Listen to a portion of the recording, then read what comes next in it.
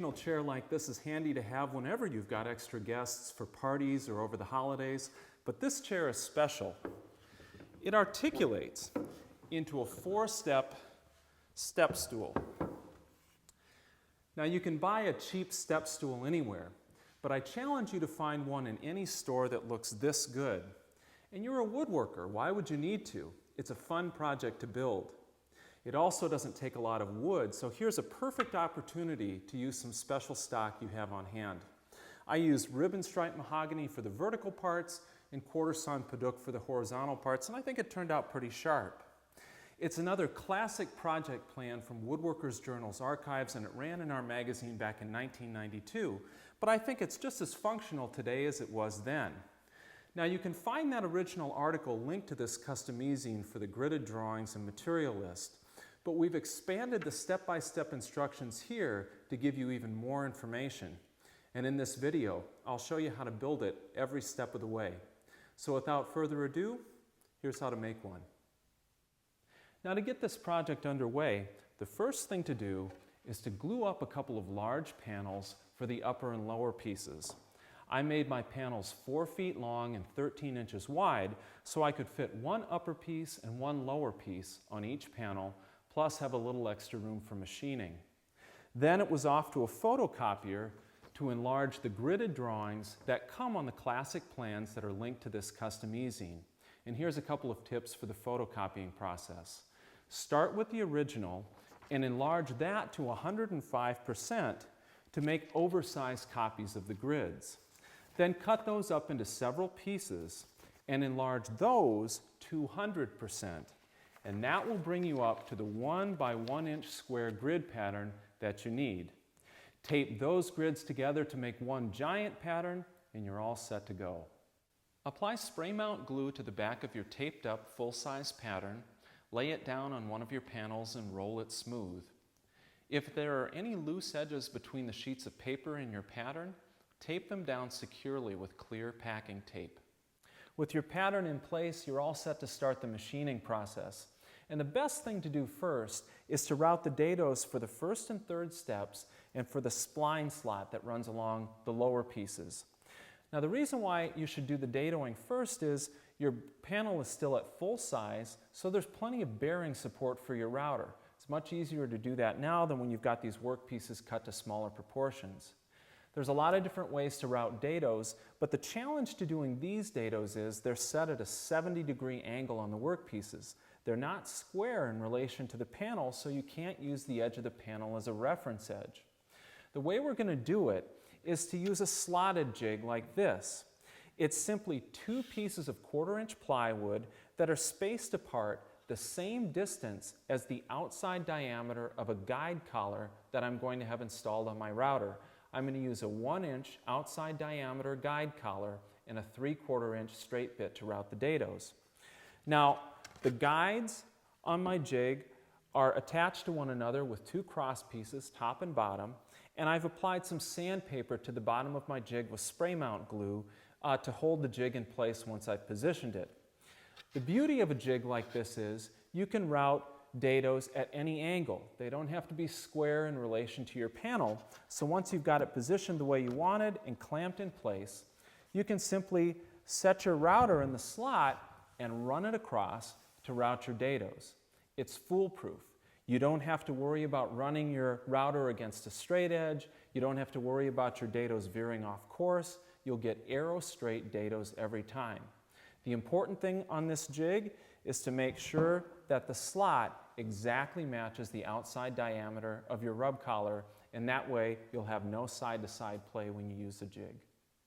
Draw reference lines to extend the dados on the pattern out to both edges of the panel. This will help in setting the slot cutting jig more accurately. Use a sliding T-bevel gauge locked to the correct angles to draw the lines. A long rule held against the T-bevel can help extend the lines accurately to the opposite edge of the panel. Set the slotted jig carefully into position so the dado reference lines are evenly spaced inside the jig's slot. Clamp the jig down securely against the panel and to your workbench. Otherwise, if it happens to shift during routing, cutting accuracy will be lost. Install a 3/4 inch diameter straight bit and a 1 inch outside diameter guide collar in your router. Adjust the cutting depth of your router to about 1/8 inch, set the guide collar in the jig slot, and push the router across the panel to make the first spline cut. Once you've made the first pass, reset the cutting depth and make a second pass to deepen the spline dado to 1/4 inch. Repeat this process to route dados for the first and third steps in the upper and lower side pieces. It helps to mark the slot cutting jig with a reference line to show you where to stop the router's base for each of these 2 dado cuts, since the router will mostly cover up the cutting path. Cut the step dados 1/4 inch deep to match the spline dado. Once the dados are cut, head to your drill press to drill out the curved corners of the cutout shapes in the side pieces. You can use a 1 inch diameter Forstner bit for most of these curves, but 1 or 2 will require a 3/4 inch bit instead. Drilling out these corners will ensure nice, smooth curves and make the jigsawing process easier. When all the corners are drilled out, use a sharp blade in your jigsaw to remove the rest of the waste for the inside cutouts. Cut just inside the pattern layout lines so you can sand the cutouts further to refine their shapes. Now go ahead and cut out the upper and lower sides. Use a jigsaw for the curved cuts, but switch to a circular saw guided by a straight edge for making the straight cuts for best results. Or, run your jigsaw's base against a straight edge to help control the cuts. Smooth all of the saw cuts up to the pattern lines using an oscillating spindle sander or sanding drums in a drill press. For the broad curves, use a large diameter drum instead of a smaller one to help reduce the ripples in your sanding process. When your first upper and lower side pieces are ready, set them on the second panel and trace their shapes to form the other pair of upper and lower side pieces. While you're at it, carefully transfer the spline and step dado locations onto the second part shapes so you can use them as references for setting these dados to match. Adjust your T-bevel gauge to the angles of the dados on the first workpieces and transfer these angles to the second set of workpieces. With the dados located and marked, now you can cut the second upper and lower side workpieces to rough shape, leaving at least 1/16 inch of material outside your layout lines. Then clamp the slotted jig in place to route the spline and step dados. Double check your accuracy before turning on the router. These dados must match their counterparts on the other workpieces almost perfectly. After cutting the dados, make a couple of short filler pieces from 1/2 inch thick scrap to fit the dado slots. This way, you can register each pair of upper and lower side pieces together for template routing the parts to match. Assemble the pieces with the filler strips installed and use some double-sided tape to hold them together. Next, head to your router table and template route the upper and lower side pieces to match the first set you made. Depending on the grain pattern of the wood you're using for this project, you may need to switch from a flush trim bit with the bearing on top to a pattern bit with the bearing on the bottom, and flip the work pieces over to route some of the curved areas. The goal is to avoid routing against the grain pattern, which can lead to tear out. Plan your routing process carefully before you begin. Separate the upper and lower side pieces after the routing is completed. Now, cut 2 1/4 inch thick splines for the lower side pieces and glue and clamp them into place. When the glue dries, trim the splines flush with the edges of the lower sides. This is a good time to ease the sharp edges of the upper and lower sides by rounding them over. We used a 1/4 inch roundover bit in a trim router for this operation. Remember to route clockwise for the inside cutouts and counterclockwise for the outer edges to avoid making climb cuts. Set your side pieces aside for the moment and joint and plane stock for the back, stretcher, 4 steps, and seat. Rip and cross-cut these parts to size. If you haven't done so already, enlarge the gridded patterns for the chair back and stretcher to full size. Use spray adhesive to stick them in place on their workpieces and roll the pattern smooth. Then step over to your drill press to drill the ends of the handle cutout on the chair back with a 1 inch diameter Forstner bit. Hold this workpiece against a clamped fence when drilling these 2 holes to keep them aligned. Cut out the waste piece in between with your jigsaw to open up the handle shape. You can proceed to cut out the back and stretcher workpieces now, and sand their edges smooth on a spindle sander or with sanding drums. The back edges of the first and third steps need to be bull-nosed in order to fit into the curved ends of the dados and the side pieces. This is easy to do with a couple of passes against a 3/8 inch radius roundover bit in the router table. Now sand the back, stretcher, steps, and sides up through the grits to 180. Make sure the curves and transitions are nice and smooth. Then slip the first and third steps into their dados, clamp the parts temporarily, and mark any overhang where the steps protrude past the sides. Tilt your table saw blade to match these angles. It should be about 20 degrees, and trim the steps to final width. While you're at it, the inside edge of the top step also needs to be cut to this angle. At this point, you're ready for some assembly. Start by installing the back between the upper sides. Clamp it in place about 2 inches below the top ends of the upper sides and center it front to back. Trace around the back's 4 points of contact with the sides. These will be your only references for positioning the assembly screws. Then unclamp the parts and drill centered 1/8 inch pilot holes through the sides at each of the 4 traced references.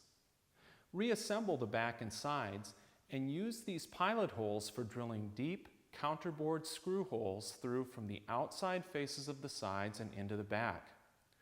Drive 1.5 inch flathead wood screws into each of these holes to attach the back. Add the third step next. Spread glue in the dados before slipping the step into place and driving screws through the upper sides to secure it.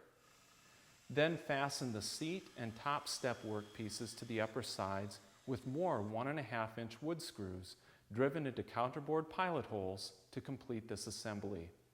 Now move on to the lower assembly. Bring the lower sides together with the first step using glue and counterbore 1.5 inch screws to secure it in its dados. Add the second step, gluing and screwing it down to the top of the lower assembly.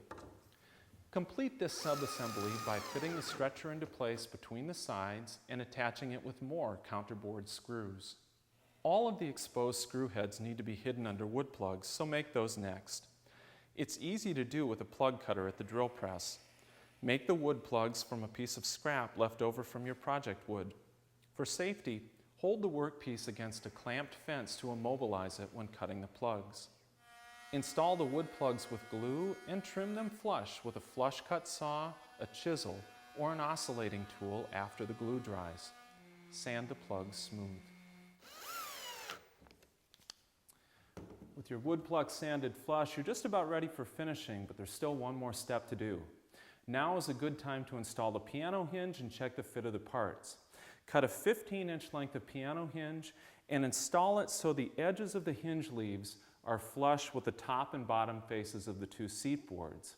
Now, one thing to keep in mind when you're cutting piano hinge, don't just measure from the end of the hinge and lop off 15 inches. What typically happens is the endmost holes of the hinge you make won't line up evenly with the ends of the hinge. The better thing to do is to balance that 15 inches out over the 2 end holes and make 2 cuts instead so that your hinge looks balanced. Then install the hinge with 4 to 6 screws and stand the project up.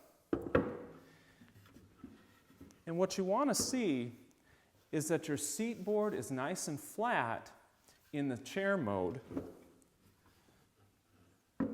and that all 6 points of contact are touching the work surface in the step stool mode. If anything's a little bit out of register, now is a good time to sand the bottoms of all the feet and the top ends of the chair until everything stands just right. Then you can take the hinge back off and you're all set for finishing. And as far as finishing goes, I'm using an oil varnish blend, which I think is really popping the figure nicely on that ribbon stripe mahogany. This has been a fun project to build, and I think it's going to be real handy to have around the house. I hope you decide to build one of these convertible chair step stools for your home too, and thanks for watching.